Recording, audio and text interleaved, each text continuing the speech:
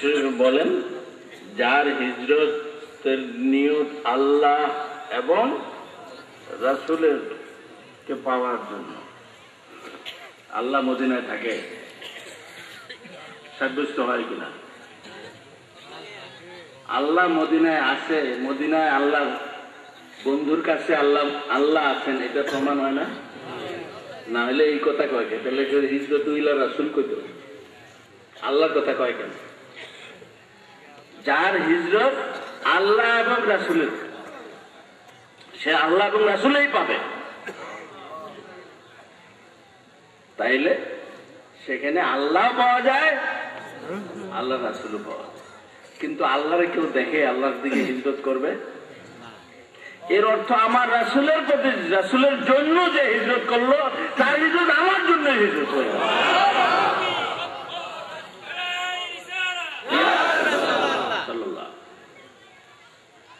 কি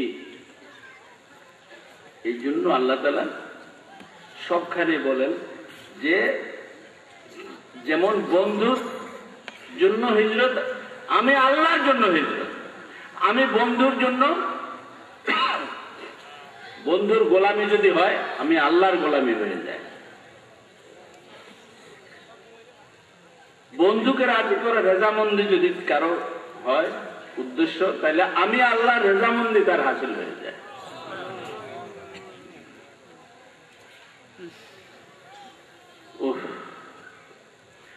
তো এখানে এখন সংশয়টা কোথায়, দ্বিধাদ্বন্দ্বটা কোথায়? সেটা হলো আল্লাহর সাথে আমরা কেন রাসূলকে মিলাতে যাই। শয়তান এই কথাটা বোঝাতে খুব চেষ্টা করতেছে, যুগে যুগে তার একটাই কাজ, যে রাসূলের সাথে আল্লাহর মিলাও কেন? এটা শিরক হয়ে যেতেছে, নাউজুবিল্লাহ। শিরকের, এই শিরকের হুকুম মক্কা শরীফে, মদিনা শরীফে, মদিনা শরীফে যখন আলহামদুলিল্লাহ ছিলাম, তখন এক হাসপাতালে গেলাম, হাসপাতালে অসুস্থ ছিলাম, গেলাম তো একজন কর্মচারী বাঙালি, সে, আমি বুঝতেছি সে কিন্তু পাক্কা ওয়াহাবি এবং জামাতি শিবির করার লোক, এটা বুঝেও তারপরেও লক্ষ্য করতেছি তার মধ্যে একটা মহব্বতের ভাব আসছে, আমার প্রতি একটা তার একটা টান আছে। এমনকি সে আমার বললো যে হুজুর যদি আগামীকাল আপনি মেহরবানি করে দুপুরে আমাদের সাথে খান, খুব খুশি হব। আমি দেখলাম যে সে যেই জায়গায় থাকার কথা, সেখানে তার মতো না হলেও তার চেয়ে বড় বড় কিছু থাকার কথা। সে যেই প্রকারের লোক, সেই প্রকার লোকদের সাথেই তো থাকবে, এটা নিয়ম না? তারপরেও আমি তার দাওয়াত রাখলাম। ঠিক হাসপাতাল থেকে আমার নিয়ে গেল দুপুরবেলা, জোহর পরে খাওয়া দিল, এর মধ্যে কথা, তার বন্ধু বান্ধবরা কথা উঠাইল যে এই পীরেরাই দেশটা নষ্ট করলো, মানুষের ঈমান ধ্বংস করলো। কি করে পীরেরা? আচ্ছা, আমি বললাম যে হ্যাঁ, এটা তো ব্যাপারটা আপনারা যেরকম বুঝছেন এরকম বলছেন, ঠিকই আছে, এটা কোনো ভুল নাই, এই কথাটার মধ্যে কোনো ভুল নাই। তাহলে বোঝা গেল যে আমি ঠাকুর দলের সাপোর্ট করলাম নাকি? যাক, মোটামুটি খুশি হয়ে গেছে। তারপরে বললাম যে আচ্ছা, এই একটা জিনিস তো আমার বুঝে আসে না, এই কাবা শরীফের চারদিকে যে এই যে ঘুরে একটা পাথরের ঘর, এইটারে চারদিকে ঘুরলে এইটা কি একটা পূজা ছাড়া আর কিছু? আমার তো বিষয় না, এটা তো একটা মূর্তি পূজা ছাড়া আর কিচ্ছু না। এইটারে এত জোর দিছে কিলিকা শরীয়তে, আল্লাহ কিলিকা কয় এখানে কেবল এরকম, তাও আবার তোর দুনিয়ার লেবাস যেন এখানে অনেক সময় না থাকে। যখন হজ উমরার নিয়ত করবি তখন তোর কাপড়ের কাপড় থাকন লাগবে, মাথায় টুপিটাও থাকবো না, হ্যাঁ, পাটাও ঢাকতে পারবি না, তোর কাপড়ের কাপড় একটা গা দিবি, একটা পিনবি, এই পিনটা আমার ঘরের চারদিকে ঘুরবি, তাইলে আমি খুশি হয়ে যাবো। তো এই যে একটা মূর্তি পূজার ব্যবস্থা ইসলামে করে দিল, এইটা কোন কোন যুক্তিতে এটা সিদ্ধ? এটা কি উচিত হয়েছে কাজটা? এখন মুখ মলিন হয়ে গেছে, এতক্ষণ বুঝছিলাম আমাদের দলের মানুষ, তাই না? এখন দেখা যায় যে আরে বাবা, এই তো এই বিদ্যুৎটা বাড়ি, হ্যাঁ বাড়ি কোন হানেকে জানে, নোয়াখালী মানুষ এরকম হইতে পারে নাকি? না, এই এনে তো আলেমের দেশ, তো তাকে বুঝ বেশি। যাক, আমরা তো আমাকে ওস্তাদ বেশিরভাগই নোয়াখালী ছিল। যাক, তো এই ব্যাপারে এমন করছে আমিও বোধহয় এরকম কিছু। আমাকে বলেন যে এই কথাটা কি যুক্তি সম্মত কিনা? কাবা শরীফের চারদিকে ঘুরার কোনো দরকার আছে কিনা? সাফা মারোয়া, এই পাহাড়ে থাকতো ভূত, বড় বড় ভূত, লাত উজ্জাত মানাত ওই পাহাড়ে থাকতো। এখানে দৌড়াদৌড়ি করলে এই ভূতেরই তো ইয়ে দেওয়া হইতেছে, ইম্পর্টেন্স দেওয়া হইতেছে, ঠিক কিনা? এই ভূত যেই পাহাড়ে ছিল, এই পাহাড়ে দৌড়াদৌড়ি করলে সোয়াব হয়, আল্লাহ খুশি হয়, এটা কেমন কথা? এগুলো মূর্তি পূজা ছাড়া আর কি হইতে পারে? তো বলে আপনি তো আলেম মানুষ, আপনার সাথে কথা কে পারেন যাবো না। আমি বললাম যাক, না পারলেও আপনারা তো এই দেশে থেকে দেখেছেন, আরবি শিখছেন, তো পণ্ডিত বড় মনে করেন নিজেরে, কিন্তু আপনারা তো বুঝার চেষ্টা করেন না আসল ঈমান কোথায়। আরে আল্লাহর রাজি, আল্লাহ যেটা কয় যে খুব দিকে চেষ্টা করতে যদি কইতো, তাইলে কাবা শরীফ বাদ দিয়া যদি বলতো যে আমার আরশের দিকে চেষ্টা করো, উপর দিকে এরকম করে থাকবা, তাইলে তো আমার নামাজ আদায় হইব, হইতো না? হইতো কিনা? তো এই এখন তো আল্লাহ বলছে যে এই কাবার দিকে সাতরাল মসজিদুল হারাম, এই দিকে তোমরা মুখ করে সেজদা করো। কারে করবা? কাবারে করবা না আমারে করবা? আল্লাহরে করবা। তাইলে আল্লাহরে সেজদা করা উদ্দেশ্য, আমার কাবা তো উদ্দেশ্য না। আমি চশমা লাগাইছি, আমার এই যে গ্লাসটা, এই যে আয়নাটা, এটা উদ্দেশ্য হইলে আপনারা দেখবো কেমন?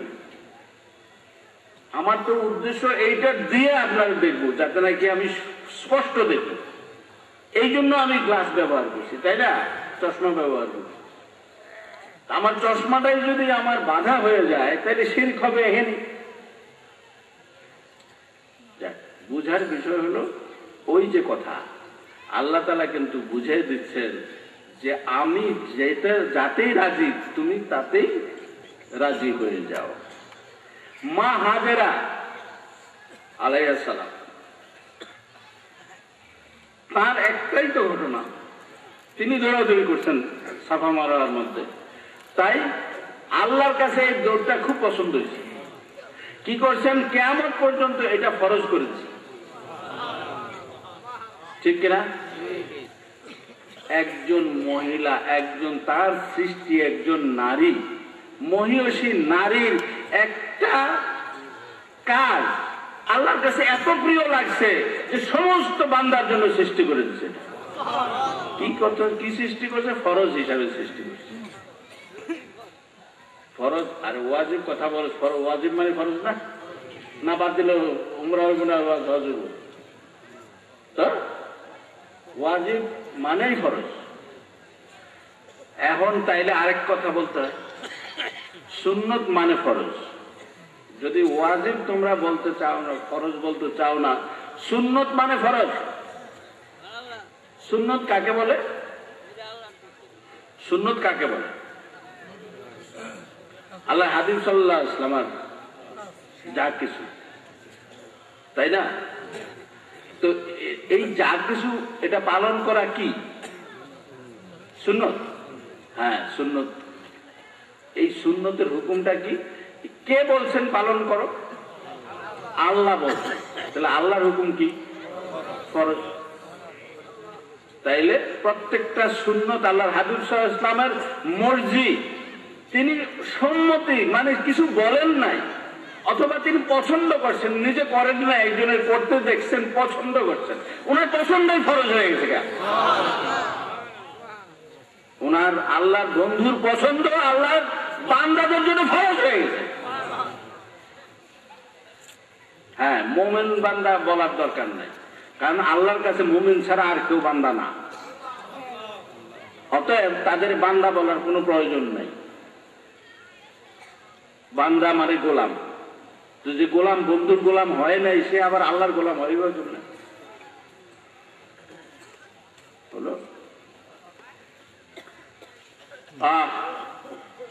তো এখানে আদবের সমস্ত কিছু মূলটা হলো আমাদের, কিন্তু ইমানের মূল হলো আদব। আর আদব কাকে বলে? সামারাতুল হুব, ভালোবাসার ফলকে আদব বলে। ভালোবাসার জন্য যা কিছু করে। একজন জিজ্ঞেস করতে, একজন নাস্তিক, তারা আমাকে কিছু মানুষ আছে, সে যে কোনো ধর্মের হোক, নাস্তিক হোক, কিছু লোক এমনি ভালোবাসে। যেমন কিছু লোক পিসাব দেখতে পারে না, নামও শুনতে পারে না, কয় আপনারে ভালোবাসে, কিন্তু পিসাব নাম শুনতে পারি না। এটা বুঝছেন তো? তো কি জন্য কেন বাসি এটাও জানি না। আচ্ছা, এটাও একটা ভালো কথা। আচ্ছা, তো আমি তারে প্রশ্ন করলাম, সে যে নাস্তিক এটা তো আমি জানি। আমি বলি, ইসলামের কোন জিনিসটা তোমার কাছে খারাপ লাগে একটু বলো তো, কোন জিনিসটা সবচেয়ে খারাপ লাগে? কই, এই যে কাটাকাটি মারামারি, মানুষ কাটানোর হুকুম দিছে, মানুষ মারার যে হুকুম দিছে, এইটা তো একটা অশান্তির কথা। যেটা অশান্তি সেটা আবার ইসলাম হয় কেমনে? আমি এইটাই হলো ফর্মুলা। যাহা অশান্তি তাহা ইসলাম নয়, যাহা শান্তি তাহাই ইসলাম। এই ফর্মুলা ঠিক আছে। এখন কি করতে চাও? কয় যে তাইলে যে এই মারামারির হুকুম দিল, কাজটা শেষ করে ফেলাও। আমি বললাম যে কাজটা শেষ করে ফেলাও। আচ্ছা, এখন তুমি তোমার ওয়াইফের লইয়া, স্ত্রীর লইয়া তুমি মার্কেটে গেছো, আরেক সন্ধ্যা বেটা হেরে দিছে এক কনি দিয়ে গুতা, তোমার বউর একটা কনি দিয়ে গুতা দিল। এখন তুমি দেখে ফেলাইছো, গুতার ছোটে তোমার উপরে কি করছে বউ। তো এখন তারপরে এখন কি করবা তুমি? এটা কর, তুমি ওই বেটারে কি করবা, কি আচরণটা করবা? কি কথা ঠিক কিনা? ওই বেটারে তুমি সালাম আলি দিবা না সুমা খাইবা? কোনটা? ক্ষয় যদ্দুর পারি জান গেলে জেলে যাবো, যা তাই না? শেষ করলাম না? আচ্ছা, তাইলে এই হইল কথা। ওই আমরা ভালোবাসা রক্ষা করার নাম হলো ঈমান, ভালোবাসা রক্ষা করার নাম হলো জেহাদ। ভালোবাসা রক্ষা করার প্রচেষ্টাকে জেহাদ বলা হয়। জেহাদ মানে প্রচেষ্টা। এই আমার কাছে আছে আলহামদুলিল্লাহ, কবিতার মধ্যেও আছে। তো যাই হোক, এই যে প্রচেষ্টা, এই প্রচেষ্টাটা কিসের জন্য প্রচেষ্টা? আমার ভালোবাসা রক্ষা। আমি তার প্রশ্ন করলাম, এটা তো তোমার যদি আশা করি বুঝ হয়ে গেছে। দেশের গ্রামে দেখছো তোমরা, মুরগির বাচ্চা নিয়ে আদার খাইতেছে, কিন্তু চিলে যদি ছো মারে তখন কি করে? সে দানার ভিতরে নিয়ে নেয়, নাই কিনা? কিন্তু দ্বিতীয়বার যদি আবার ছো মারে তখন কি করে? মুরগিটা নিজেই উড়াল যেতে চেষ্টা করে। কার প্রতি? চিলেরে ধরনের লেগা, চিলেরে আঘাত করার জন্য করে কিনা? তাইলে প্রথমটা হলো ডিফেন্স, মানে প্রোটেকশন, মানে নিরাপত্তা। আর দ্বিতীয়টা কি? অফেন্স, তারে প্রতিরোধ করা, আঘাত দেওয়া। দেয় কিনা? এটা তো মানুষ না, এটা একটা চিল আর মোরগের কিচ্ছা। কিচ্ছা না, এটা ঘটনা, তাই না? তাইলে মুরগি যদি বুঝে তার বাচ্চা রক্ষা করার জন্য তার আঘাত করতে হবে, এইটাই তার ধর্ম, তাহলে তোমার জেহাদ কেন ধর্ম হবে না? তোমার প্রেমকে রক্ষা করতে হবে, তোমার দেশকে রক্ষা করতে হবে, তোমার সন্তানকে রক্ষা করতে হবে, তোমার ঈমানকে রক্ষা করতে হবে।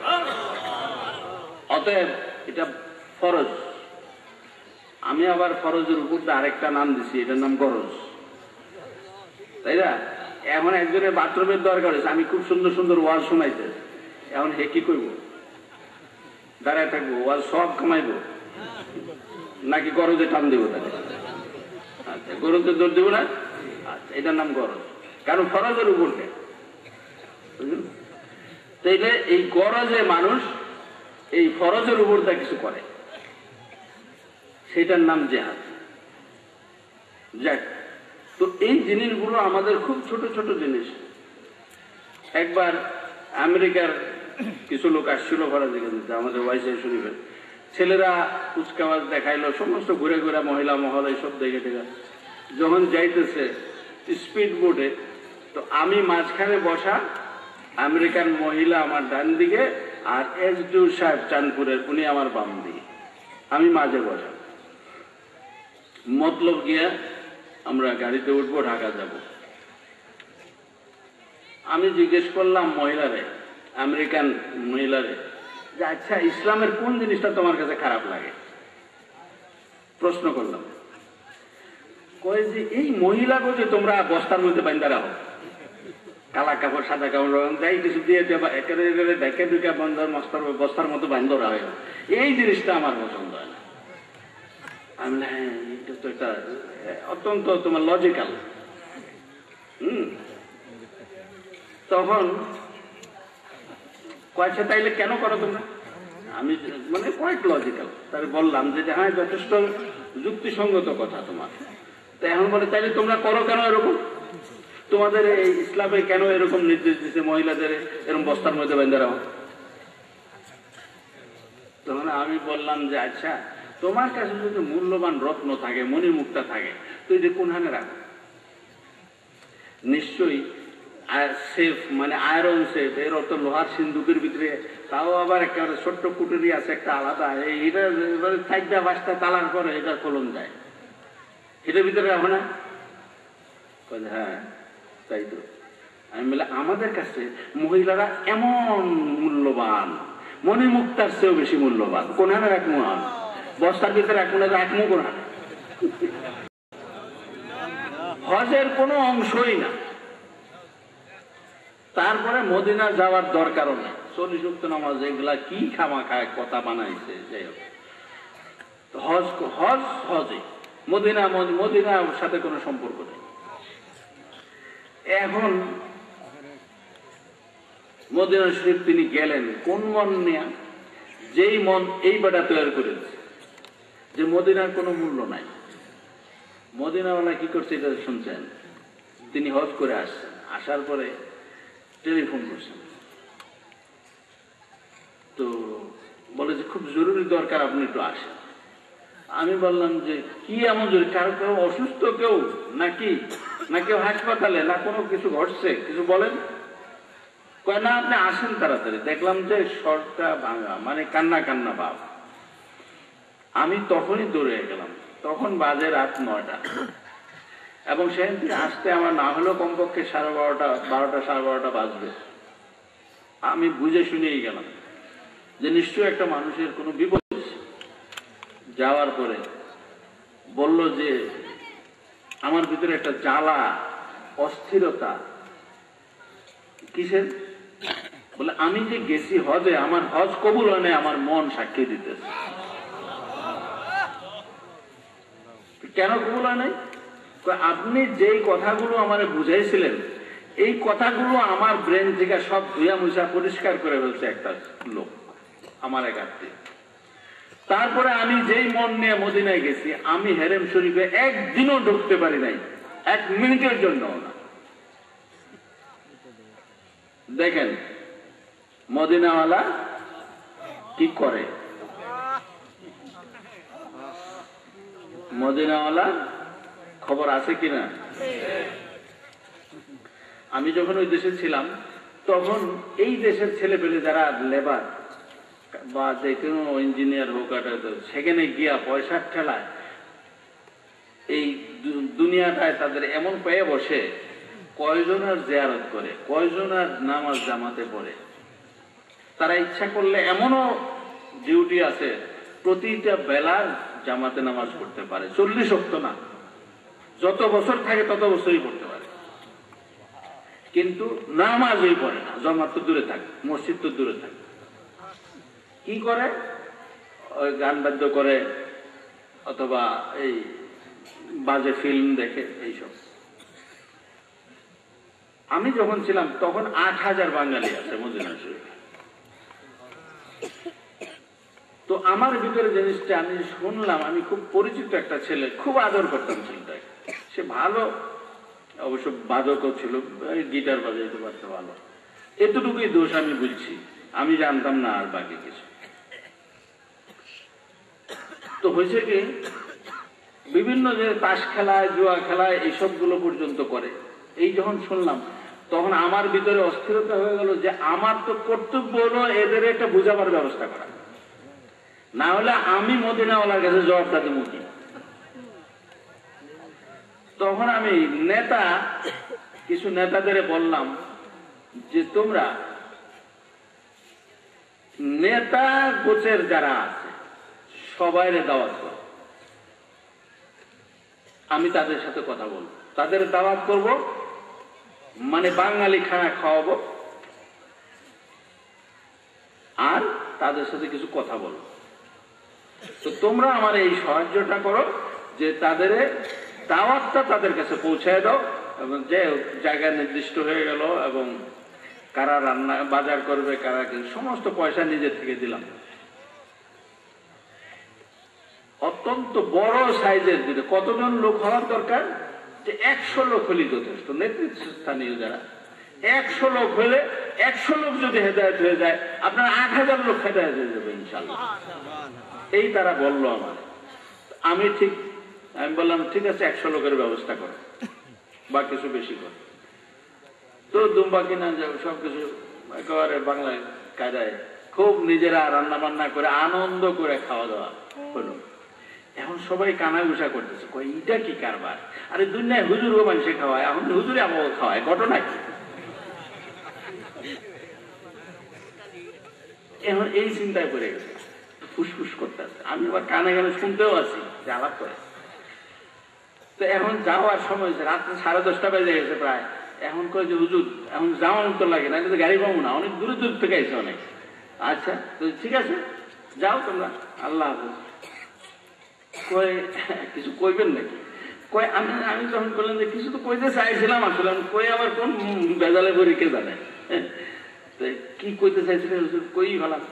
আমি বললাম শুনলাম এরকম ঘটনা, কেউ কেউ তাস খেলো, কেউ জুয়া খেলো, কেউ নামাজ পড়ো না, এইসব। তখন আল্লাহর কাছে আমি, আল্লাহ বন্ধুর কাছে, বন্দিনাওয়ালার কাছে কি জবাব দেবো, এই চিন্তায় কিন্তু তোমাকে দাওয়াতটা দিই। তখন একজন আরেকজন সাহসাহী করতে আছে, এই তো মতলব আছে তাইলে। হ্যাঁ আচ্ছা, মতলবের মানুষ তো, তাই বুঝে ফেলেছে মতলবের মানুষ। শেষে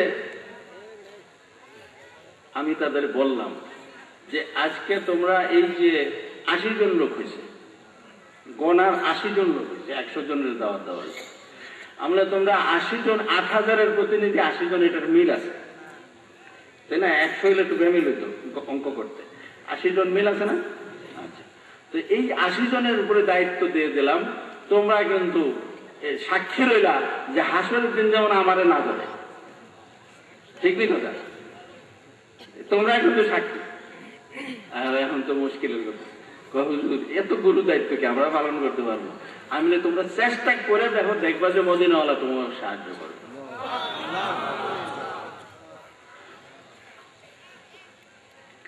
এর মধ্যে আমি বললাম দেখো, তোমাদের 14 পুরুষ এমন কোন নেক আমল করে নাই যে তার কারণে তোমরা এখানে মদিনায় আসছো, এইটা ভাবতেছ নাকি না তোমার নেক আমলের কারণে তুমি মদিনা আসছো?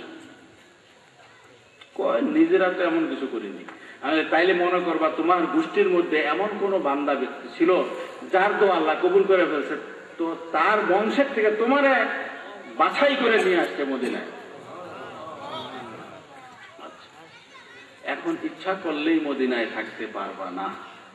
মদিনাওয়ালা যতক্ষণ রাখে ততক্ষণ থাকতে পারবা, এর বাইরে একটা মুহূর্ত মদিনায় থাকতে পারবা না। এই কথাটা সবার পছন্দ হয়েছে কিনা জানি না। একজনে মন্তব্য, আরে কত ওয়াজ শুনছি জীবনে। ওই ছেলেটাকে যে মন্তব্যটা করলো, ওই যেটাতে মোটামুটি একটু ভালো মনে করতাম যে গিটার বাজায় ছাড়া আর কোনো দোষ তার মধ্যে নাই, সেই ছেলেটা কিন্তু এই মন্তব্যটা করছে। এটা আমি কিন্তু নিজ কানে শুনিনি। আমি বললাম এরকম মদিনাওয়ালা চায় নাই একটা লোক, তো সে যে কোনো দরজা দিয়ে ঢুকতে যায়, তো দরজা সব লোকে তো ঢুকতে আসে, কিন্তু যে বাওয়াব বলে, যে দরজা গেট কিপার বলে, কি বাংলায় কি বলে, দারোয়ান বলতে পারেন, দারোয়ান বলে না, যাই হোক, হ্যাঁ প্রহরী। তো কি করে ওই বেটাতে ধাক্কায় বাইর করে দেয়। সে করে কি এই দরজা বাদ দিয়ে আবার ওই দরজাটা ঢুকতে চায়, তখন তারই ধাক্কা, আর কেউ ধাক্কায় না কিন্তু। তো মদিনার মসজিদ হারাম শরীফ ঢুকার যতগুলো দরজা আছে সে সব প্রত্যেকটা দরজা দেওয়ার চেষ্টা করছে, একটা দিয়েও তারা ঢুকতে দেয়নি। এবং তারপরে কি হলো, পুলিশ তারা অ্যারেস্ট করে বাড়িতে পাঠাচ্ছে।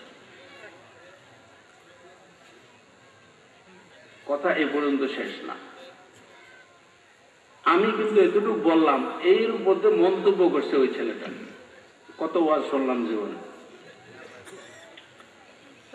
আমি পরের দিন জোহর পরে আইসা, আমি যে ছেলেদের সাথে, সেখানে 6টা ছেলে ছিল বাঙালি, ওরা আমার খেদমত করত, একজন সবচেয়ে বেশি, আর বাকিরা ওর বন্ধু। একসাথে থাকতাম একটা 5 স্টার হোটেলের ইয়েতে, ওদের যে জায়গায় স্টাফ থাকে সেখানে থাকতাম, ওদের সাথে একটা সিট আমার দিয়ে তো খাওয়ার সময় বলে, হুজুর একটা আবদার তো রাখুন লাগবে। বলে কি? কয়েকটা ঘটনা ঘটে গেছে, আপনি রাখবেন, কথা দেন। আমি বললাম না শুনে আমি কি কথা দেব, না শুনলে আমি কথা দিতে পারি। বারবার যখন এরকম করতেছে, আমি বলে আচ্ছা বলো তো শুনি। বলে যে গতকাল রাত্রে আপনি যে আলোচনা করছিলেন, তখন একটা নাম বলল যে অমুকে একটা মন্তব্য করছে, তো তাতে কি হয়েছে?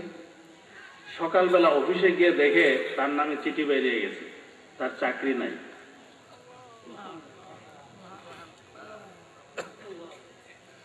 তো এখন আমার কি করণীয় আছে?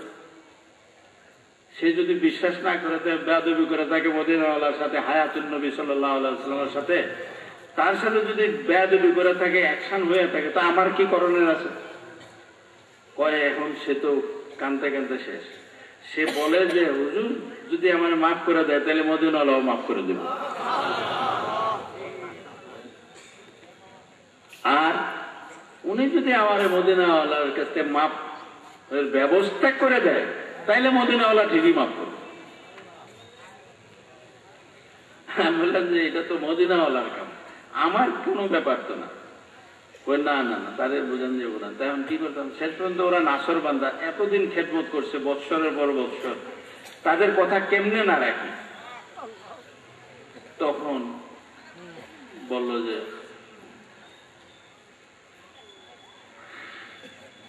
হুজুর আপনি যদি কথা না রাখেন, ও কিন্তু এখন নিশ্চয়ই একটা ঘটনা ঘটায় ফেলবে, আত্মহত্যা করে ফেলতে পারে বা কিছু করে ফেলতে পারে, মানে সে এখন বিবেকহীন হয়ে গেছে।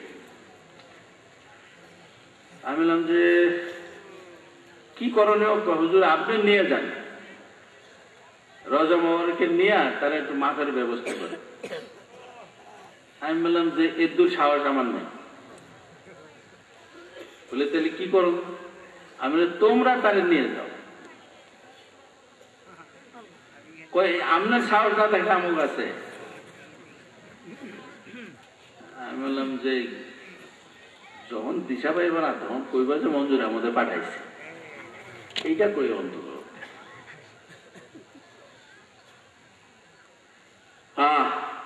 যাই তারা মানলো, গেছে। আমি বললাম আসর নামাজ পড়ে আসর নামাজ পড়ার সময় ঢুকবা, এসা পড়া বাইরে, এতক্ষণ কিন্তু কদম মোবারকে বসে থাকবা, উঠবা না। নামাজ এই 3 আসর মাগরিব এসা, এই 3 ওয়াক্ত নামাজ পড়বা, তারপর যখন পুলিশে ধাক্কায় বাইর করে দিব তখন বাইরে হইবা, এর আগে বাইরে হইবা না। যাক তাই করলো, আলহামদুলিল্লাহ। তারপরের দিন অফিসে গেছে, তারে ডাকতেছে, বড় সাহেব তারে ডাকতেছে, তারে বারবার খোঁজ নিতেছে যে সে গেল কোথায়, সে ছেলেটা কোথায়। তো সে তো স্বাভাবিক জানে তার চাকরি নাই, যে আর তাড়াতাড়ি যাওয়ানোর কোনো গরজও ছিল না, গেছে লেটে গেছে। যখন শুনছে বড় সাহেব ডাকছে, আবার কোন দৌড়ে গেছে। কয় দেখো তোমাকে মদিনায় রাখা যাবে না, তুমি আরব এই সৌদির যে কোনো দেশে থাকে, যে কোনো প্রভিন্সে কি বলে এটারে প্রদেশে থাকতে পারবা, কিন্তু এই মদিনায় তোমার রাখা যাবে না, এতটুকু তোমার কনসিডার করা হবে।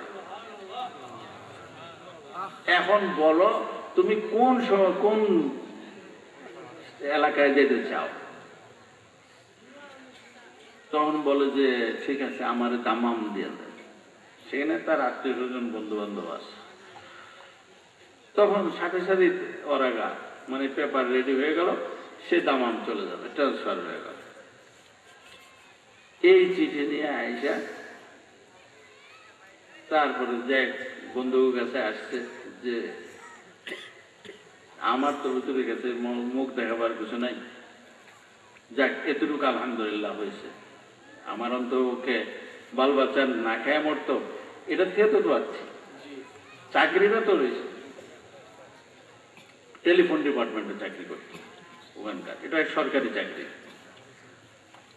যাক আলহামদুলিল্লাহ। কোন মহিলা হজে গেছিল, তারপরে বলল যে এই ঘটনা বলল যে আমি তো, মহিলা বলতেছে যে আমি এক বেলা নামাজও হেরেম শরীফের ভিতরে ঢুকার নামাজ পড়ার আমার তৌফিক হয় নাই। আমি বললাম যে কে মানা করছিল আপনার ভিতরে যাইতে নিষেধ করছিল কে? নিষেধ করছিল কে তা তো জানি না, কিন্তু আমার এমনই অবস্থা হলো যে আমি একবারও ঢুকতে পারি নাই। তো যাই, তারপরে আরো অনেক ঘটনা আছে, সব বলা যাচ্ছে না। তো এই যে অবস্থা, মদিনাওয়ালা হায়াতুন নবী, এটা বিশ্বাস করেন আপনারা? এটা ঈমান, বিশ্বাস এখানে ঈমানের অর্থে, আকীদার অর্থে, ঠিক আছে? আমার জীবনে অনেক অনেক ঘটনা, মদিনা শরীফের জীবনে অনেক ঘটনা আল্লাহ হাবিব সাল্লাল্লাহু আলাইহি ওয়াসাল্লাম নিজ হাতে যে উদ্ধার করেন, আমার মতো বেকুব তো আমি অন্তত পক্ষে জানি, আপনারা তো আমার সম্বন্ধে অত জানেন, আপনারা জানেন ভালো মানুষ, কিন্তু আমি জানি আমি কতটুকু বেকুব। তো আমার জীবনে এক চরম এক পরীক্ষা গেছে। আমার সাথে লেখাপড়া করতো ঢাকা আলিয়া একটা ছেলে, তার গোষ্ঠী সব ওয়াহাবি, তারা জীবনেও কোনোদিন মিলাদ শরীফ পড়ে নাই, জানে না, সিলেটে বাড়ি। এই লোকটা, এই ছেলেটা, ওর আমি বিয়ে করে দিছি আমার এক ওস্তাদের মেয়ের সাথে। বিয়ের বাজার থেকে আরম্ভ করা, গাড়ি জোগাড় করা, যাই কিছু দরকার সব, গটকালির থেকে আরম্ভ করে সব করছে।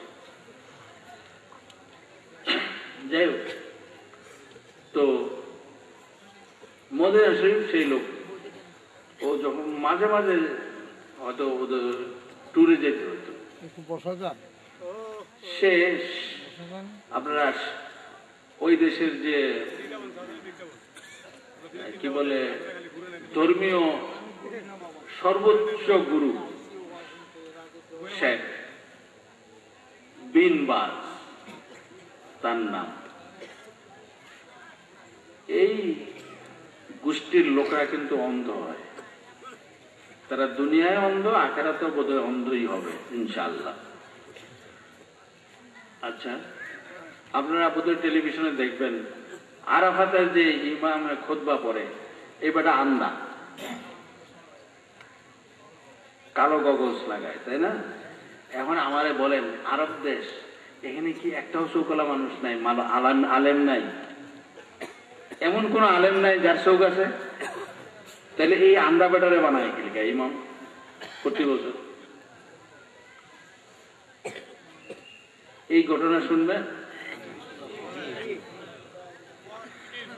বাদশাহ ফয়সালের সময় সে একটা সিদ্ধান্ত, পরামর্শ তারা সিদ্ধান্ত দিল তারে যে একটা ওয়ার্ল্ড মুসলিম সামিট, মানে স্কলার সামিট করা দরকার, মানে আলেমদের, বিশ্বের আলেমদের নিয়ে একটা কনফারেন্স করা দরকার, এবং সেটা হইল লন্ডনে। তখন তখন কিন্তু এই বাংলাদেশ হয় নাই, তখনও পাকিস্তান, পূর্ব পাকিস্তান ছিল। তো পাকিস্তান থেকে আলেমরা তো যাবেই, স্বাভাবিক, সেখানে গেছে। উদ্বোধনী ভাষণ বাদশাহ ফয়সাল দেবে, তার আগে ভূমিকা যে রাখছে ওই যে তাদের ধর্মীয় সর্বোচ্চ নেতা গুরু বলতেছে যে আজকে বিশ্বে আমাদের ইসলাম নিয়ে যে মতানৈক্য, যেসব ফেরকাবন্দি, দলাদলি যা চলছে, এগুলা নিরসন করবে একটা ঐক্যমতে আমরা আসব। এই সিদ্ধান্তের জন্য আজকের এই সবার আহ্বান। তো প্রস্তাবটা কি? কোরআন শরীফ তো যা আছে তাই, গন্ডগোলটা হলো ব্যাখ্যার মধ্যে। কাদিয়ানারও কোরআন শরীফ দিয়ে দলিল দেয়, ওয়াহাবিরাও কোরআন শরীফ দিয়ে দলিল দেয়, রাফেজিরা খারেজিরা তারাও কোরআন শরীফ দিয়ে দলিল দেয়। তাইলে দেখা যায় ব্যাখ্যাটার মধ্যে ঝামেলা।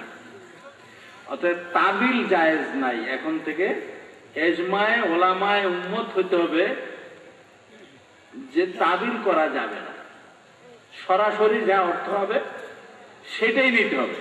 তাবিলের কোন সুযোগ কোরআন শরীফের মধ্যে আর থাকবে না, ব্যাখ্যা চলবে না। এক কথা, সরাসরি অর্থ নিতে হবে। আল্লাহর বান্দা তো ইমানদার আছে না, সব কি আর জাহেল? সব কি জাহান্নামী? সব কি বেঈমান? কি বলতেছেন? পাকিস্তানের আলেম দাঁড়ায় বলতেছেন যে কোরআন শরীফে আয়াত আছে, মান কানা ফি হাযিহি দুনিয়া আমা ফাহুয়া ফিল আখিরাতি আমা, আছে কিনা? কি অর্থ? কি যে দুনিয়াতে অন্ধ, আখিরাতে সে অন্ধ। আচ্ছা, এখন যে এই প্রস্তাবটা রাখতেছে হেটা তো অন্ধ। ও আদাল্লু সাবিলা আছে না? আছে কিনা? তাইলে হে পথভ্রষ্ট। শুধু অন্ধই না, আরো কথা আছে। তারপরে আল্লাহ তাআলা কি বলতেছেন? সে পথভ্রষ্ট। এখন এই আয়াতের যদি ব্যাখ্যা না করে সরাসরি অর্থ দেই, তাইলে আপনার কথা না মানার জন্য আল্লাহ তাআলা হুকুম দিচ্ছেন, নির্দেশ দিচ্ছেন। কি বুঝে আসছে? আল্লাহ বলতে চান যে দুনিয়ায় অন্ধের কথা শুনো না, সে দুনিয়ায় অন্ধ, আখিরাতে অন্ধ এবং পথভ্রষ্ট। তার কথা তোমরা শুনো না, আল্লাহ তাআলা বলে দিচ্ছে। এখন আমরা কোনটা শুনবো? আপনার কথা শুনবো না আল্লাহর কথা শুনবো? তখন সে গোসার মধ্যে এসে গেছে, হ্যাঁ আমাকে ইনসাল্ট করা হলো, আমাকে অপমান করা হলো, এই সে উত্তর তো আর দিতে পারে না। সে আমার অপমান করা হলো, এই করে সব আলেমরা বেরিয়ে গেল কনফারেন্স থেকে, বাদশা বসে হলো। বুঝছেন? এবার এই গোষ্ঠী দুনিয়া এইগুলাই হলো, এদের হলো দুইটা গোত্র আছে। একটা হলো আলে শেখ, আলে সৌদ। এই দুইটা, এই এত ইতিহাস কি বলা সম্ভব এক রাতে? এই মোহাম্মদ বিন আব্দুল ওয়াহাব নজদি, এই বেটা, সে যখন প্রথম বিভিন্ন দেশে লেখাপড়া করে নিজের পণ্ডিত মনে করার পর দেশে ফিরল, তখন সে মসজিদে স্বাভাবিক একজন বড় আলেম আসলে বলে না, আচ্ছা উনি খুতবা দেখেছে, খুতবা উনি পড়াক, নামাজটা পড়াক, বলে না? আমি লন্ডনে গেছি, আমার এরকম বলছে, তো যাই হোক আমি অথবা শুধু আলোচনা, লেকচারটা দিচ্ছি, আমি নামাজ পড়াই নাই, কিন্তু আলোচনাটা আমি রাখি। এই বেটা প্রথমেই বলছে,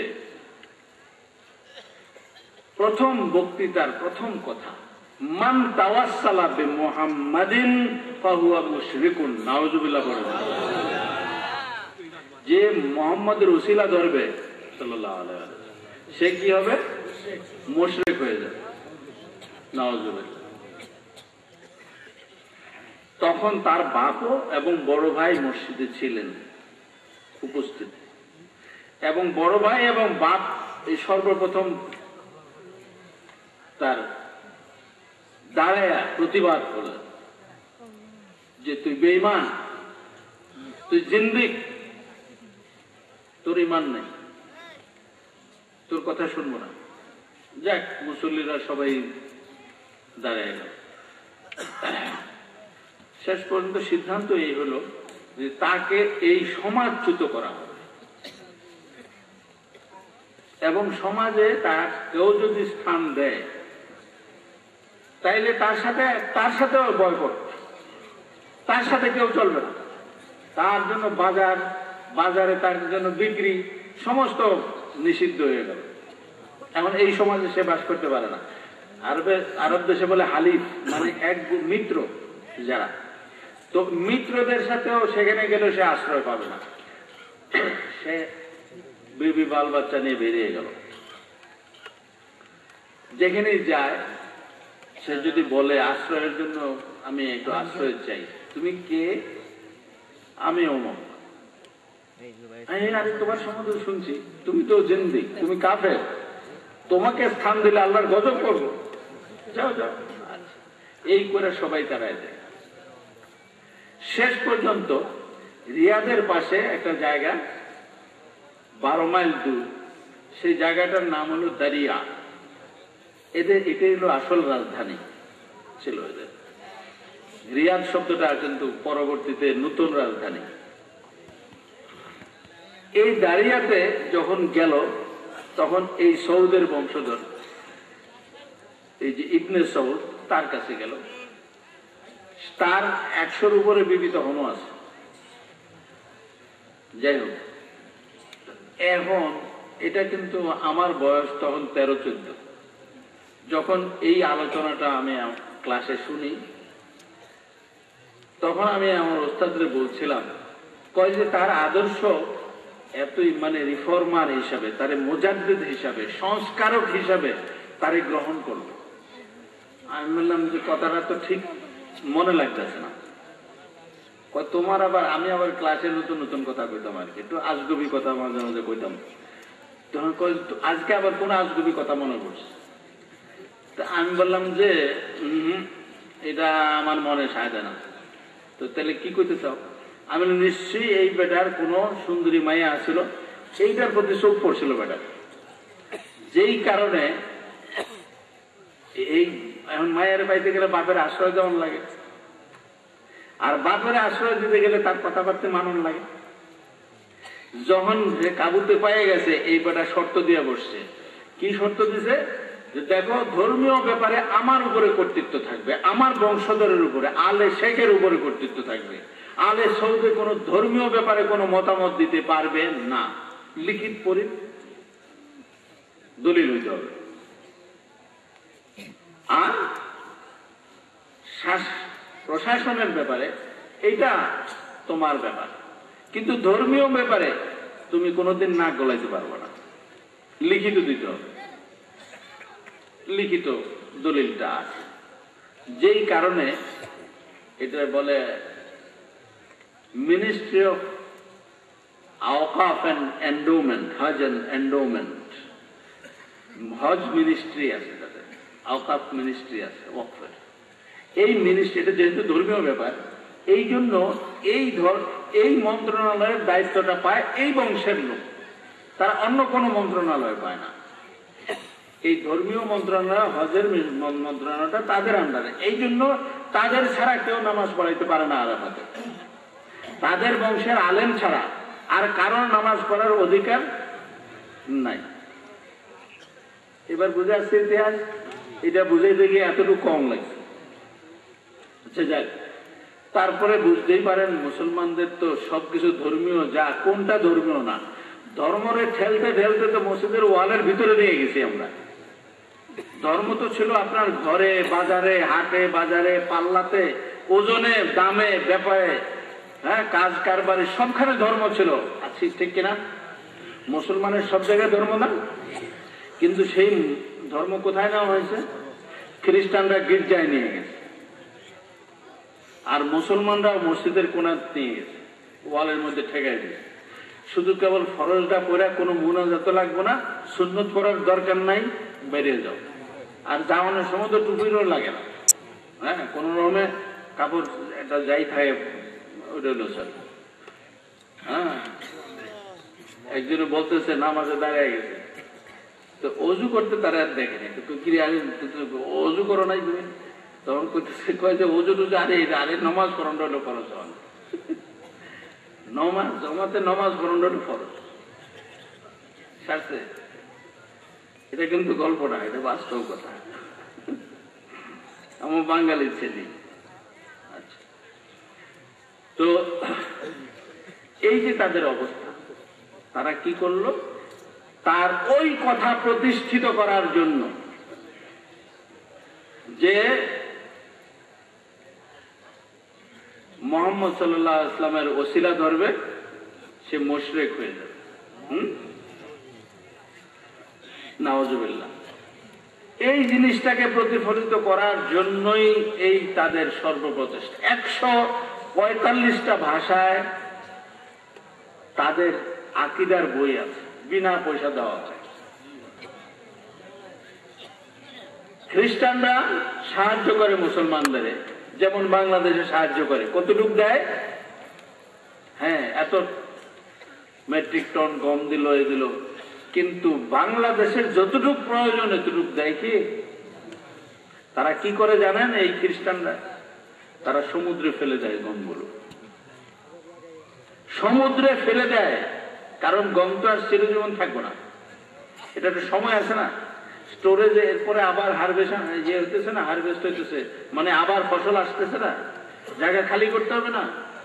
এই নষ্টগুলো কি করে? সমুদ্রে ফেলে দেয়। নষ্ট না মানে নষ্ট হয়ে যাওয়ার ভয়, যে তার চেয়ে সমুদ্রে যায়। তবুও মুসলমানদের দেবে না। আর দেবে কোথায়? যেখানে খ্রিস্টান বানানো যায়, এই সুযোগ থাকলে দেবে। কি বাস্তব কথা তো এই। আজকে যদি সৌদি আরবে যা আছে তা যদি শুধু বন্টন করা হয়, সারা বিশ্বের মুসলমানদের হাত পাততে হবে না কারণ। কিন্তু তাদের যেহেতু তাদের ধর্ম বিশ্বাসের বাইরে যারা আছে তাদের মুসলমান মনে করা হয় না, সেই কারণে তারা মুসলমানও মনে করে না, তাদের সাহায্য করে না। তারা ইউনিভার্সিটি খুলেছে এই জন্যই যে এই দেশের ছেলেদের নিয়ে বৃত্তি দিয়ে তাদের মগজ ধুলাই করে আবার এই দেশেই পাঠাবে।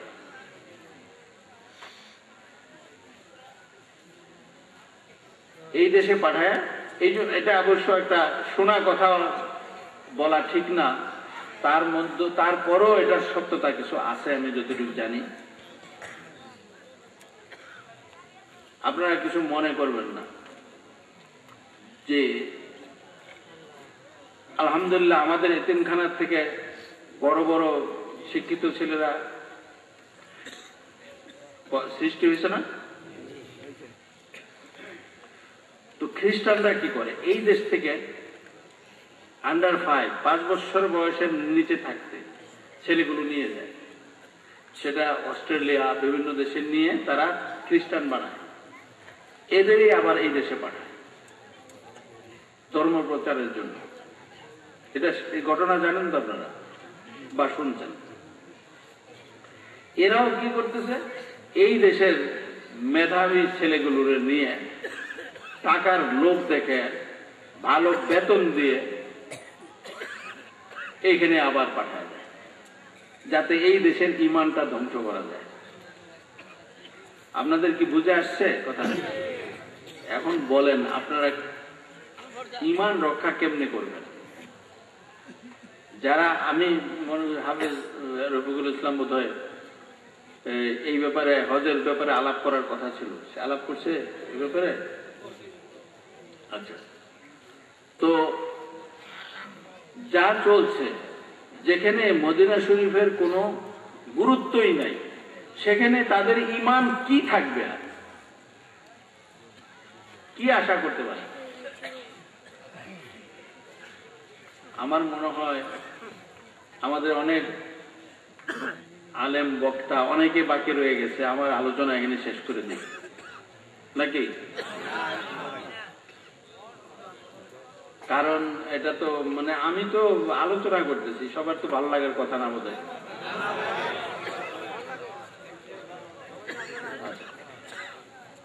ও একটা কথা প্রশ্ন করতে গিয়ে কিন্তু আমি মাঝখানে হায়াতুন নবী সাল্লাল্লাহু আলাইহি ওয়াসাল্লামের কথাটা চলে গেছে, ঠিক কিনা? আমার যে ক্লাসমেট মানে সহপাঠী, সে মদিনা শরীফে সিলেটের ওই লোক বলতেছে যে রিয়াদে আরেকবার আসেন, আসলে তো শেখের কাছ থেকে একটা ছাড়পত্র নিয়ে দেব, পরাগা বলে একটা কাগজ নিয়ে দেব। এইটা যদি কাগজটা থাকলে বড় বড় যারা ধনাঢ্য ব্যক্তি, ধন সম্পদ বেশি, তাদের কাছে গেলে তারা বিরাট সাহায্য করে। আপনার এই প্রতিষ্ঠান নিয়ে চিন্তা করতে হবে। এই কথা বলাতে তখন আমি কিন্তু রিয়াদে যাই প্রায়, তখন যেতাম আমার মহব্বতে যারা ছিল তাদের। তো গেলাম, তার কাছে গেলাম, সে দরখাস্ত সুন্দর করে লিখে দিল, অ্যাপয়েন্টমেন্ট করে দিল। আগামীকাল প্রথম ব্যক্তি যার সাথে দেখা করবে সেই প্রথম নামটা, লিস্টের নামটা আমার। তাদের সেই গুরুজির সাথে সাক্ষাতের যে লিস্ট বানানো হয়েছে আগামীকালের দর্শন প্রার্থী যারা, আমার নামটা হলো প্রথম। তো সে কি করলো, আমার ওই অফিসে নিয়ে গেল। তার কামরার থেকে মানে এই বিল্ডিং ঘুরতেও মানে অন্তত 20 মিনিট দরকার কমপক্ষে। এত মানে বড় বিল্ডিংটা, আরো অনেক বড় অবশ্য যদিও। তো সেখানে নিয়ে আমারে সোফার মধ্যে বসায় বললো যে আপনি এই প্রথম ব্যক্তি, যেহেতু আপনি প্রথম সিটে বসে থাকেন, আসলে শাইখের সাথে দেখা করেন, আপনার দরখাস্ত দিবেন। আচ্ছা, এ করলো কি, তার অফিসে চলে যেতেছে, আমার বসায় রেখে যাওয়ার সময় একটা কথা বলল, আপনারা একটু লক্ষ্য করেন। কথাটা কি, যে আমাদের কিন্তু আসলে যাই কিছু আমরা ইবাদত বন্দি করি, যদি আকীদা সহি না থাকে তাইলে ইবাদত বন্দিগিতে কোনো লাভ নাই। কথাটা বুঝছেন আপনারা? এর অর্থ আমি বেটার মঞ্জুর আমাদের আকীদা সহি না, এই তো বুঝাইল। আমার গায়ে তো পেট্রোল ডালা আগুন তখন ধরে গেছে। আমি এখন শুধু আল্লাহর কাছে চাইতে তো জানিই না, শুধু আসসালাতু ওয়াসসালামু আলাইকা ইয়া রাসূলুল্লাহ বলতেছি, আর বলতেছি যে আপনি আমাকে হাতে ধরে উদ্ধার করেন, এই বেটার সাথে যেন আমার দেখা না হয়। আমি যে বলছিলাম আমি যে বড় বেকুব, প্রমাণ দেখছেন? কোন জায়গায় বসে বলতেছি? ওই বেটার দরজায় বসে। ওই বেটার দরজার মধ্যে যে সোফাগুলো আছে, প্রথম সিটটার মধ্যে বসে বলতেছি, তার লগে যেমন দেখা না হয়। এটা বেকুবের কথা না? আচ্ছা, একটু পরে আসলো, যে আরো অনেক দর্শন প্রার্থীরা আসছে, এর মধ্যে খবর হলো যে শেখ আসতেছে। এবার একটা সাজরো। তো এক লোক আসলো, দরজার তালাটা খুলে, তালা খুলবে, তো সে বহু চেষ্টা করলো। আমি একটু আর চোখে দেখি আর কি, এমনি তো ঘুমের বান করে রয়েছি, ভিতরে তো ইয়া রাসূলুল্লাহ, আর তো কোনো কিছু বাইরেতেছে না, শুধু চিৎকার একটাই আসতেছে, আসসালাতু ওয়াসসালামু আলাইকা ইয়া রাসূলুল্লাহ, বাঁচান, রক্ষা করেন, এই একটাই কথা। তখন একটু যখন আওয়াজ শুনলাম, চোখটা খুলছি, দেখি যে তালাটা খোলার চেষ্টা করছে চাবি দিয়ে, কিন্তু এটা পারল না, চেষ্টা শেষ।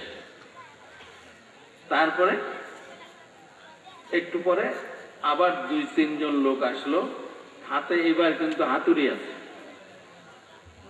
এটা পিটাইলো না, সরি, দ্বিতীয় অবস্থায় কি একটা ট্রাঙ্ক আসলো, এরকম ট্রাঙ্ক কয়েক হাজার চাবি উঠব, এটা সব চাবিতে প্রায় চেষ্টা করা শেষ, তালা খুললো না। তারপরে এবার হাতুড়ি ওলা আছে পাট্টি, হাতুড়ি পাট্টি আয়া এটারে এখন পিটাইয়া এটার তালাটা ভাঙছে।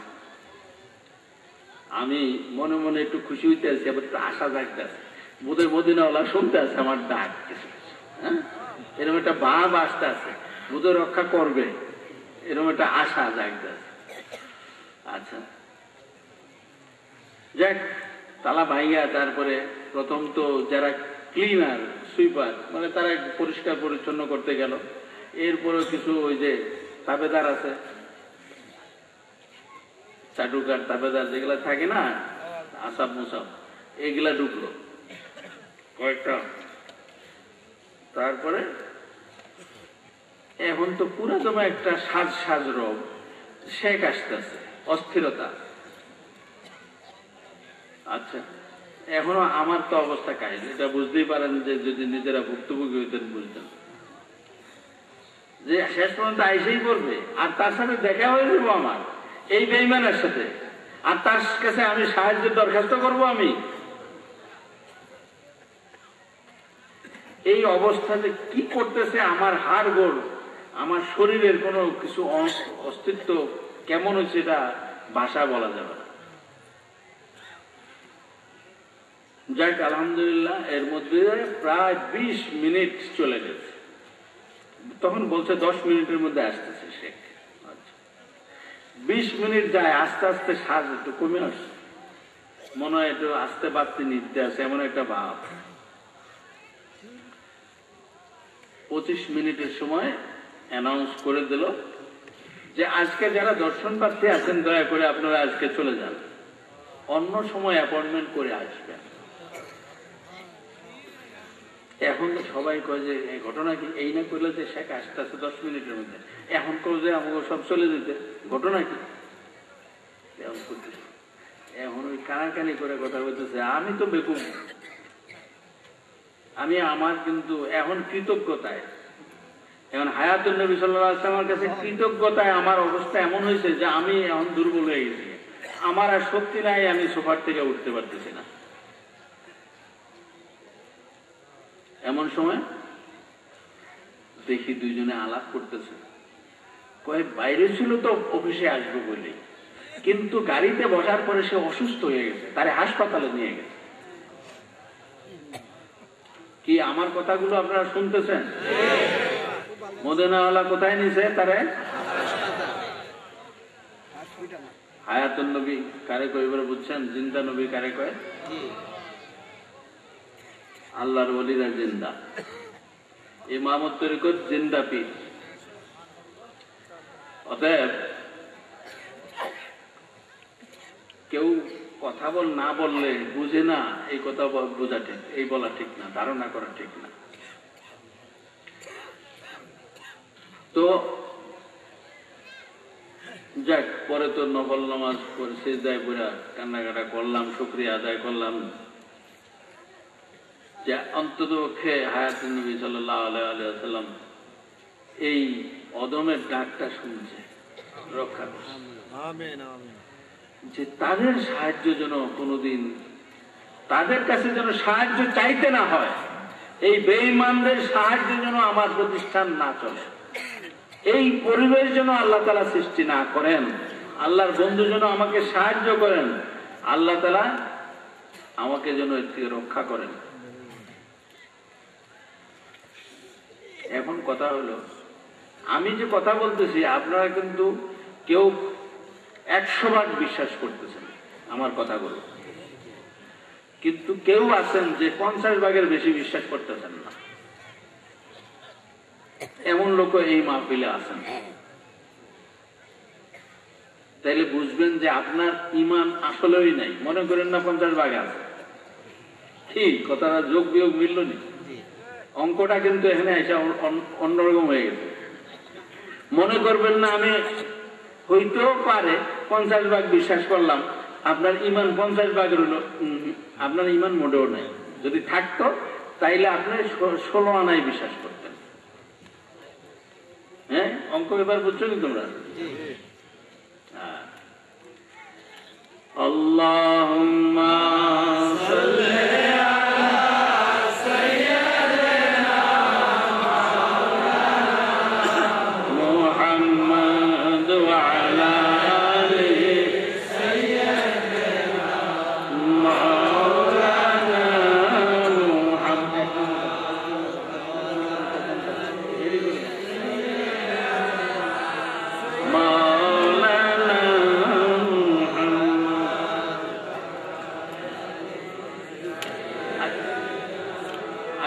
এখানে ব্যাপার আছে, সুর কিন্তু এক একজনের যার যার সুরে পড়তে পারে, এক একজনের নিজস্ব সুর থাকতে পারে। কিন্তু মনে রাখতে হবে, মুর্শিদের যখন কথা বলে সেই সুর গ্রহণ করা এটা আদব। আমি যদি ওস্তাদের কাছে ছোটবেলা পড়তে গেছি, তখন যদি আমার সুরে পড়া শুরু করি, তাইলে আমি ওস্তাদের অনুকরণ হইল না, আমার দিশা ঠিক হইব? অনুকরণ হলো না। এই জন্য যার যার নিজস্ব সুর থাকলেও মুর্শিদের সুর গ্রহণ করতে হয়, এটা নিয়ম, এটা আদব। আমাদের এমন একটা পরিস্থিতি যে আজকে ইমামত তরিকত সম্বন্ধে কিন্তু আমাদের আসলে জানার দরকার ছিল, কিন্তু সেদিকে আমি যেতে পারিনি এখন। কারণ যে আঘাতটা কিন্তু আল্লাহর ওলিদের মধ্যে সীমাবদ্ধ নাই। এখন শয়তানের আঘাতটা আল্লাহর ওলিদের মধ্যে সীমাবদ্ধ না, বরং নবীদের উপরও হাত দিয়ে ফেলছে শয়তান, ঠিক না? সেই জন্যই শুধু তাই না, হাত দেওয়া কারে বলে? তারা নাহক নবীদেরকে কতল পর্যন্ত করেছে। বেগায়ের হাত আছে না, নবীদেরকে নাহক জুলুম অত্যাচার করে এমন পর্যন্ত বসে জীবন নাশ করে দিয়েছে এই শয়তান। অতএব আমাদের কিন্তু সাবধান থাকতে হবে যে ওলিদের সম্বন্ধে তারা এখন আর বসে নাই, তারা কিন্তু ওই পর্যায়ে চলে গেছে। আমরা আল্লাহর বন্ধুর একটু শান যদি না বুঝি, আউলিয়া কেরামের শান যদি না বুঝি, তাইলে কেমন হবে অবস্থাটা বুঝছেন? খাকি ড্রেস পরলে আগে বলতো যে পুলিশের ড্রেস ছিল কি খাকি, এখন কে এসপি সাহেব, কে দারোগা সাহেব, কে আইজি সাহেব, এটা একটা চিহ্ন আছে না? সবারই তো খাকি পোশাক। এখন যদি পেজ র্যাঙ্ক এটি না বুঝে, তাইলে সবাই তো সিপাহী মনে করবো, অথবা সবাই দারোগা মনে করবো, তাই না? বাস্তব কিনা? এই জন্য জ্ঞানের দরকার, এতটুকু জ্ঞান থাকতে হবে। কি হলো এক নম্বর কথা? না হইলে তোমার কথা, এতক্ষণে এই সময় নষ্ট করলে কেন? আমি কথা বলতেছি যে না হইলে তোমার। আচ্ছা,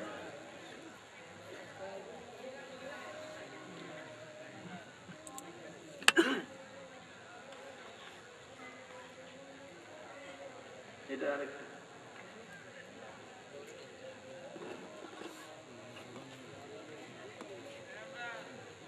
কি বলছিলাম কথাটা? জ্ঞান না থাকলে এখন আপনি কি করবেন? যারে স্যালিউট দেওয়ার দরকার তারা স্যালিউট দিবেন না, আর যারে দেওয়ার দরকার না হয়তো দিয়ে বই থাকবেন। তাইলে পরিচয়টা আগে তো বড় জিনিস। এই জন্য আল্লাহর ওলিদের বুঝতে হয়, যেখানে আল্লাহ তাআলা যুদ্ধ ঘোষণা করেন সেখানে যদি সাবধান না হওয়া যায় তাহলে অবস্থা কেমন হবে? আল্লাহ তাআলা আমাদেরকে অন্তত পক্ষে এই তৌফিক দেখ, যাতে নাকি আমরা এতটুকু জ্ঞান পাই। এখন এই চেনা শব্দটা একটু বোঝার বিষয় আছে। আমি একজনের কাছে যাব, আমার বিশেষ দরকার, তার সুপারিশ না হইলে আমার চাকরি হবে না, অথবা চাকরি উনি দেন। তো ওনার কাছে আমার যাইতে গেলে ওনার কাছে কিভাবে পৌঁছবো? আমি কিভাবে পৌঁছবো?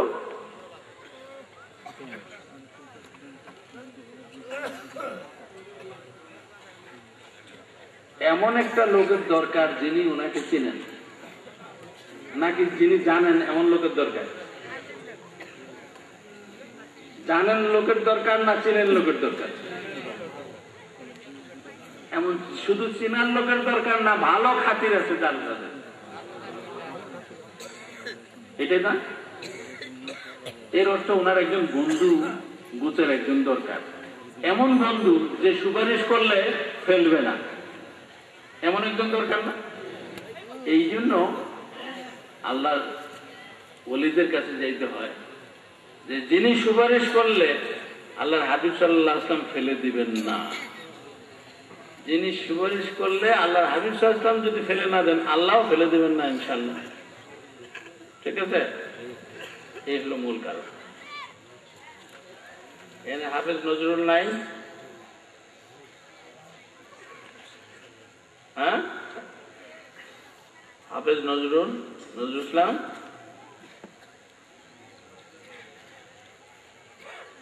আচ্ছা,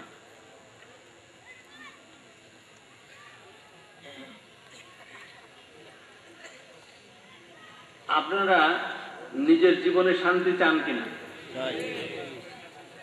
শান্তি যদি চান,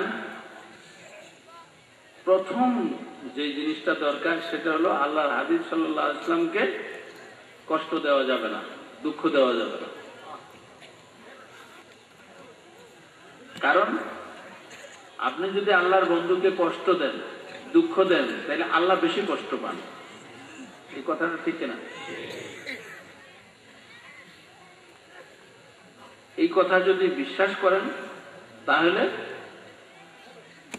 এমন কোনো কিছু করা যাবে না যেটাতে তিনি দুঃখ পান, কষ্ট পান। কোরআন শরীফে এরকম কথা আছে না যে আল্লাহকে কষ্ট দিও না, আল্লাহ রাসূলকে কষ্ট পায়, আল্লাহ কষ্ট পান, এমন কিছু সম্বন্ধে কথা আছে কিনা? আছে? ইউজুনুল্লাহ রাসূল আছে কিনা? তাইলে আল্লাহ এবং আল্লাহর রাসূলকে যারা কষ্ট দেয়, এই কথাটা মনে রাখতে হবে। আল্লাহরে দেখছেন কোনো সময় কষ্ট দিতেন? আল্লাহরে পাইছিলেন ধরে কোনো কষ্ট দিতেন বা আঘাত করছেন? তাইলে আপনি কষ্ট দিবেন কেমন? তাহলে বোঝা গেল রাসূলকে কষ্ট দিলেই আল্লাহ কষ্ট পান। সেটা আল্লাহ বলেন যে আমাকেই কষ্ট দেওয়া হলো, ঠিক না? আচ্ছা, আল্লাহর বন্ধুর কি যে শান, বন্ধুর জন্য কি যে টান, বন্ধুকে কেউ কষ্ট দিলে আল্লাহ বেশি দুঃখ পান। বন্ধুকে কেউ দুঃখ দিলে আল্লাহ বেশি দুঃখ পান। আল্লাহর বন্ধুর কি যে শান, বন্ধুর জন্য কি যে টান, বন্ধুকে কেউ দুঃখ দিলে আল্লাহ বেশি দুঃখ পান। বিশ্বাস হয়? কি হলো তোরা এমন ঠিক করলি না?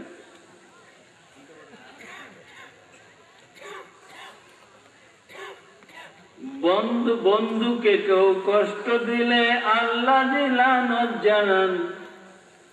স্বাভাবিক না? বন্ধুকে কষ্ট দিলে আল্লাহ লানত জানায়। ইহ পরকালে হবে কষ্টদাতার অপমান। স্বাভাবিক না?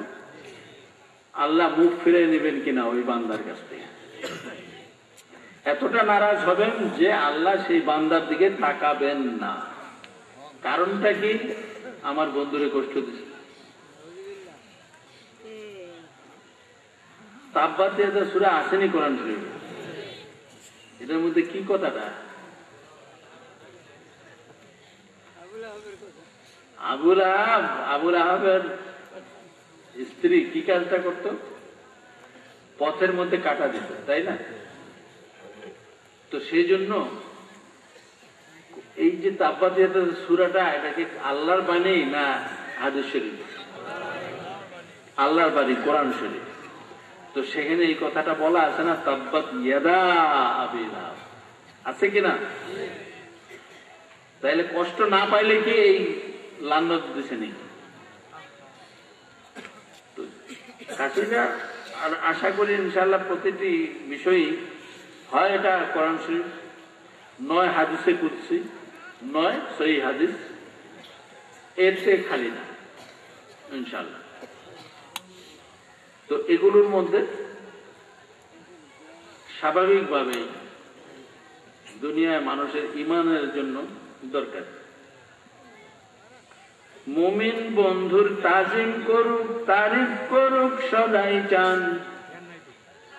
মুমিন কি করবে? বন্ধুর তাজিম করবে, তারিফ করবে সব সময়, এটা আল্লাহ তাআলা চান। স্রষ্টা সৃষ্টির সালাত সদা কোরআনই করে প্রমাণ। আর কি দরকার আছে? প্রমাণ কোরআন শরীফেই তো যথেষ্ট আছে। স্রষ্টা সৃষ্টি সবাই মিলে কি করে? সালাত করতেছেন। কার সালাত করতেছেন? বন্ধুর সালাত।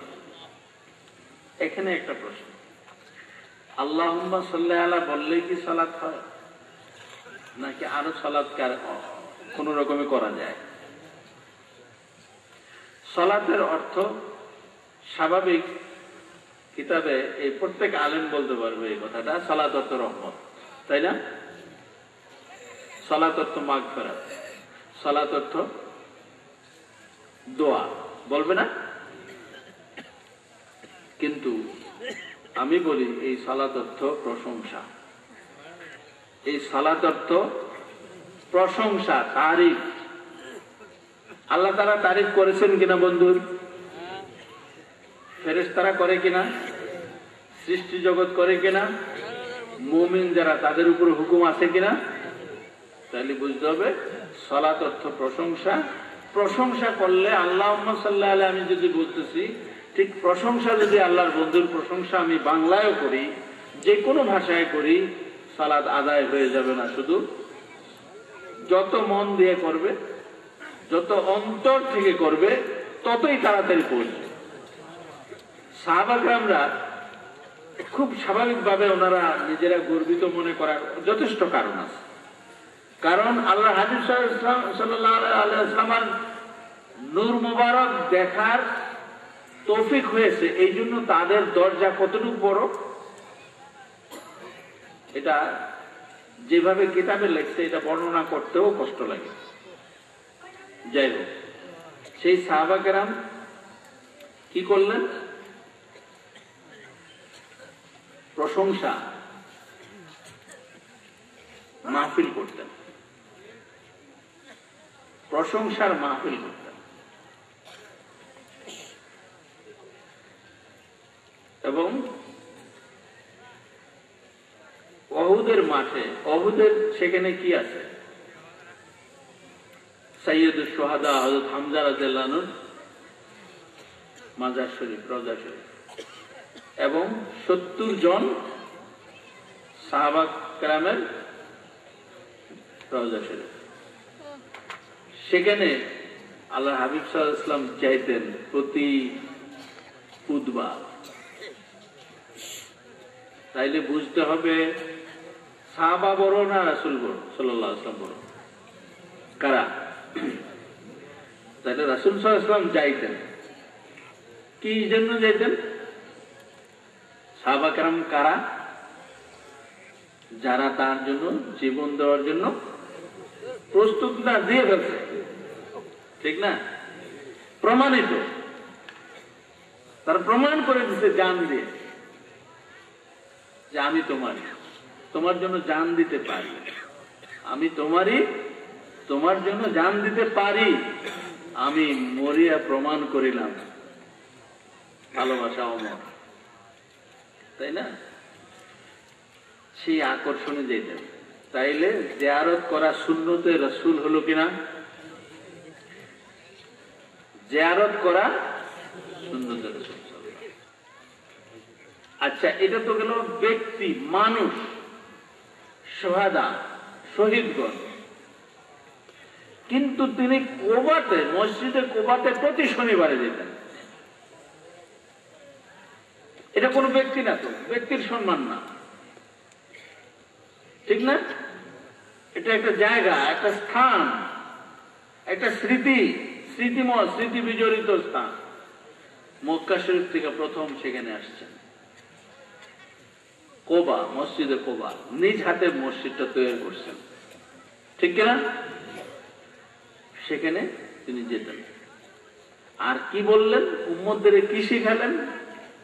যে তোমাদের মধ্যে আফসোস থাকতে পারে যে মক্কা শরীফে তোমরা থাকলে তোমরা ইচ্ছা মতো উমরা করতে পারতে, তোমরা মিকাতের বাইরে যে এহরাম বেঁধে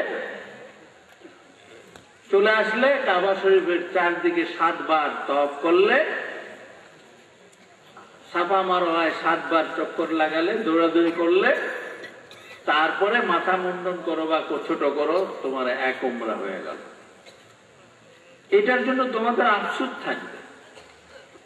কিন্তু আল্লাহ রাহমাতুল্লিল আলামিন আমাকে বানিয়েছেন, আমার উসিলায় মদিনাকে কি বানিয়েছেন সেটা শান দেব। কি শান? যে এখানে এহরাম বানতে হয় না, মিকাতের বাইরে যেতে হয় না, তোমার ঘর থেকে, হ্যাঁ,